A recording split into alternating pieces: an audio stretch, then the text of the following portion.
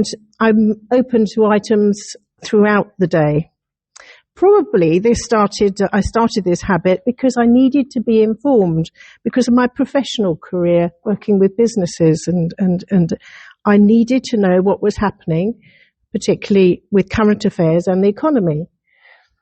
But now I'm semi-retired and letting go of various things, but letting go particularly of a lot of my business life.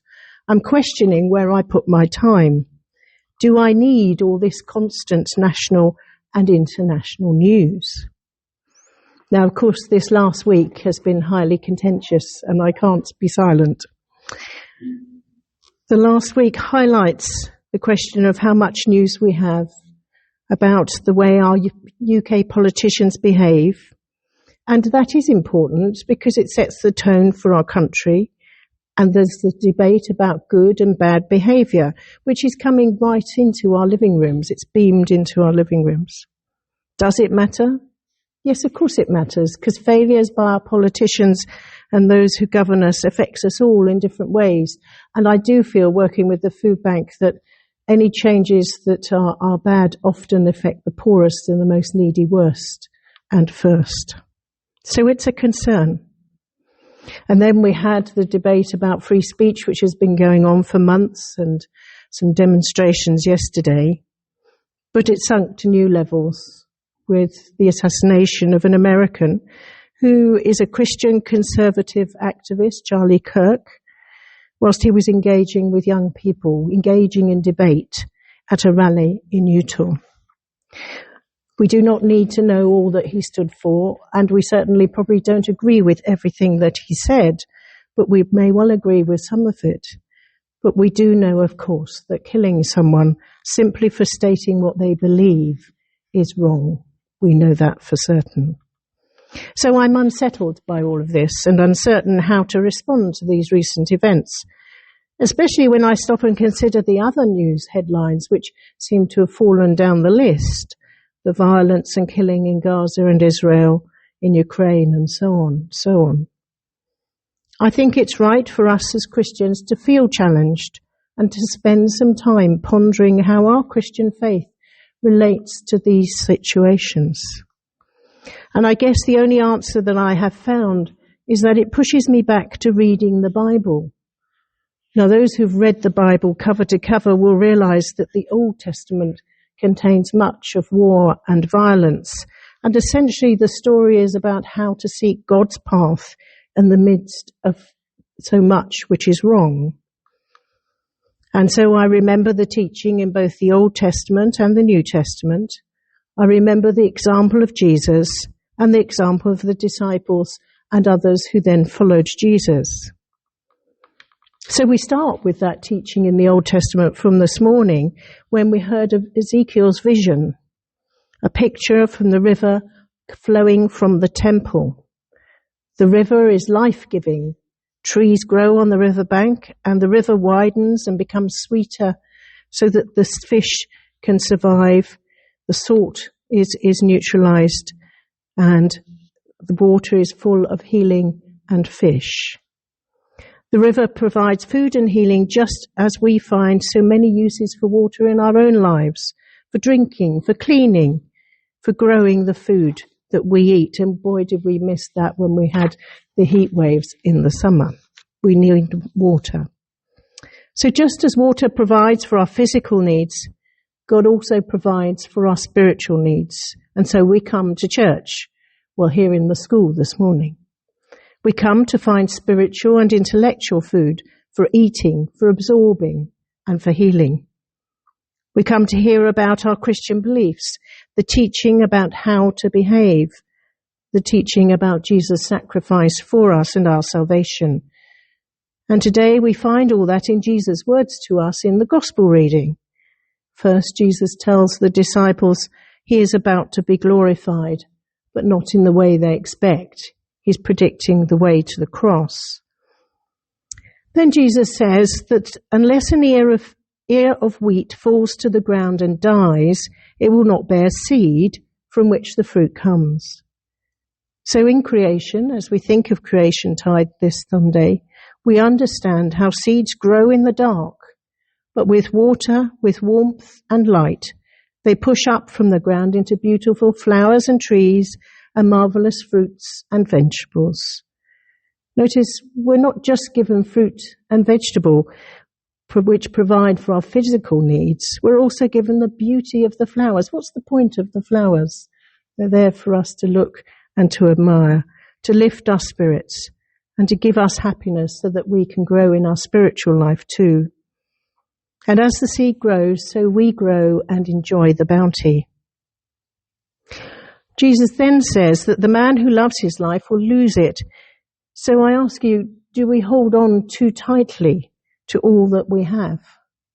Our status, our money, our houses, our car. Are we failing to share these gifts with others? Because if we hold too tightly to a life that we have created, then we will lose it. Jesus tells us that whoever serves him must follow him, and it is no good paying lip service to our faith. We have to do something about our faith in Jesus, take it out onto the road with us whenever we leave the front door. And if we do that, we will be rewarded, but not with more wealth and possessions. No, we're rewarded with the presence of Jesus in our lives, as he says, where I am, my servant will also be, and my Father will honor the one who serves me. So ask yourselves, what do you do to serve Jesus? Do you pray for others? Do you help those in need? Do you behave the way that Jesus teaches us? Do you speak with words of kindness and care? Put it another way, do we follow Jesus' one great commandment to love one another, and that includes all our neighbours? I'm sure that if we all do our best to follow Jesus, then the news that we hear locally will be good news. Just as a stone thrown into the pond creates ripples, growing ever wider, so will the effect of our Christian actions spread and merge with other people's ripples to make a great wave of kindness and goodness for fruit and for healing of the nation and all nations.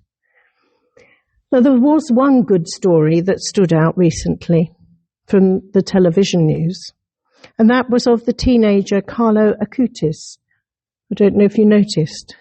He was born in London in May 1991 of Italian parents and then moved to live in Milan. Carlo showed interest in helping others from a young age. He frequently defended schoolmates who were bullied, and he spent money he had earned on items for people experiencing poverty, such as a sleeping bag for a homeless person. He also sought to help the elderly and disabled in his community and refugees.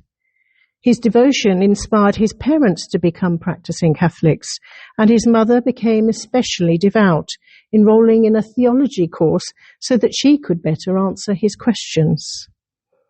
Apart from practicing his faith, Carlos enjoyed playing video games, and he was fascinated with computers. He learned how to use the internet at an early age and taught himself computer programming and graphic design. He limited himself to playing video games for 1 hour a week, 1 hour, as a form of penance and spiritual discipline. He documented his spiritual progress by keeping a diary in which he wrote down all good marks for good behaviour and bad marks for when he failed to live up to his own expectations. At age 11, he began to investigate Eucharistic miracles throughout history, and he built a website to document those miracles around the world. He eventually catalogued more than 150 miracles, listing them by country and date in 20 different languages. For each miracle, he created a web page that could be downloaded and printed, and he included maps and videos. The website became a helpful tool of religious instruction for many parishes around the world. It was also regarded by the Church as an example of how technology and internet can be used for spiritual good and to spread the gospel. Sadly, Carlo died from leukemia at age 15 in 2006. Because of his interest in computers and his Miracles website, Carlo was popularly called the patron saint of the internet. His cause for sainthood was underway. He was also dubbed the first millennial saint, and that's the news item that came up if you watched, because he is the first of the millennial generation to have become a candidate for sainthood. And the good news, the Catholic Church declared on 7th of September this month that this young boy is indeed a saint. Pope Francis referred to him as God's influencer. So let us, through our own lives, continue to strive to do what is good and not do what is bad. And let our influence be for the good of all that are around us as we follow Jesus day by day. And as a postscript, I noticed something when I came here this morning.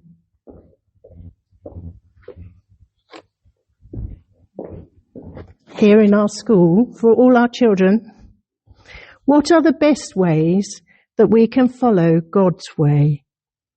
The best way to do this is to be honest, be kind, be forgiving, be loving, be friendly. Sometimes this is harder than it sounds. Amen.